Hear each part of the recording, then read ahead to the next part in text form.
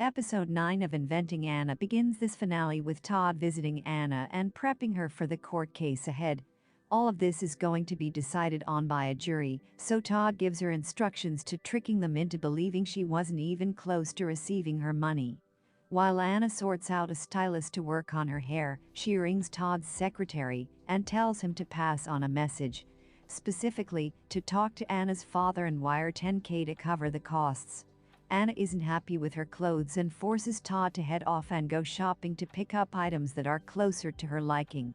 Vivian senses an opportunity and promises to do this for him in exchange for discovering everything about the case. How does the case start? Finally, Anna gets dressed and Todd gives his opening statement, pointing out that Adam wasn't close to receiving loans or money. The court case soon turns into a big fashion drive, with Anna getting dressed in various different outfits over the days, but completely brushing over the real crux of the issue here. Casey and Rachel aren't exactly pleased with Neff, given her social media pictures and posts have turned Anna into some sort of icon like Rihanna. Rachel, however, is worried about testifying, but eventually she stands up and talks passionately about how Anna betrayed her trust and destroyed her confidence. What happens with Rachel in court? The next day, Anna ends up having wardrobe malfunction. Todd has had enough. He gives an impassioned speech against Anna and her constant BS, telling her she's an awful con artist and managing to get through to her. Todd plays Anna's game and admits he'll keep fighting because he's doing it for himself. However, she needs to play ball, and that includes Todd defending her honor and not exposing her as the fraud that she is. So next up, Todd grills Rachel and exposes her for being responsible for the sting operation.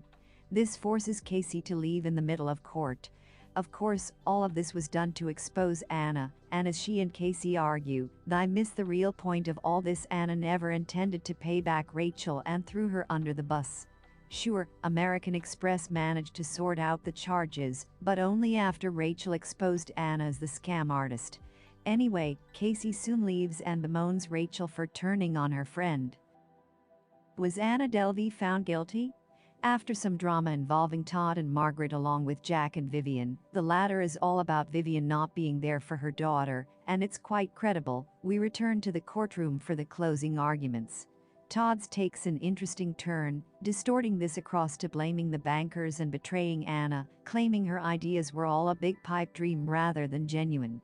It's the only way to try and get her out of prison, but Anna is shell-shocked and doesn't know what to say or do. Finally, we arrive at the grand finale, and a flurry of guilty verdicts come in.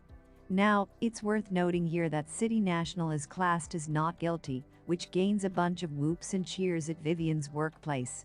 Brilliant bit of impartiality there, guys. The other not guilty comes from Rachel Williams.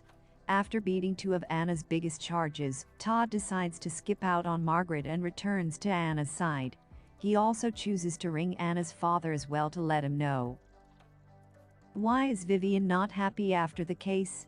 Meanwhile, Vivian returns to work where Paul and Landon are gushing over how well the article is doing online. For Vivian though, she's still hung up on the white dress Anna was wearing in court. It's hers from her own wardrobe, but she's spinning out. Vivian admits that she cares about Anna and got emotionally invested. She's encouraged to move on to the next job, but she's not sure how.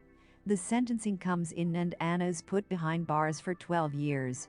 Or 4 to 12 according to optimistic Todd. Vivian is not happy. In fact, she calls her a middle-aged woman whose life will be stolen from her. How does Inventing Anna end? Anna is moved to Bedford, while Vivian visits one more time to say goodbye. As Anna is taken back into her cell, we jump to see what our various characters are up to now, including how Todd Spodek has become the defender of choice for prominent fraudsters. Casey has cut out pain in the ass clients, Neff is pursuing her film career, while Rachel released her book to much acclaim. Meanwhile, Vivian Kent's character was inspired by a real-life reporter called Jessica Pressler.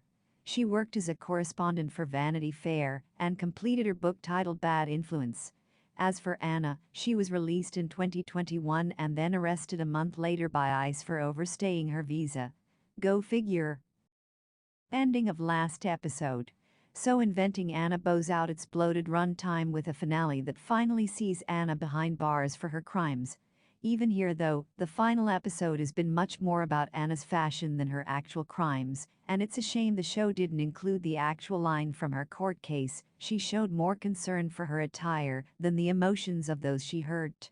And that pretty much sums up Anna Sorokin. She played the system, hoodwinked banks, and fraudulently managed to claw her way to the top, while leaving people scrambling to make sense of it all. Sure, you could argue that the bankers are bad or Trump is horrible, but then that's like saying the Tinder swindler isn't that bad compared to other con artists. It's still a scam no matter what way you slice it. However, the show has been an entertaining watch, despite it being drawn out way longer than it needed to be.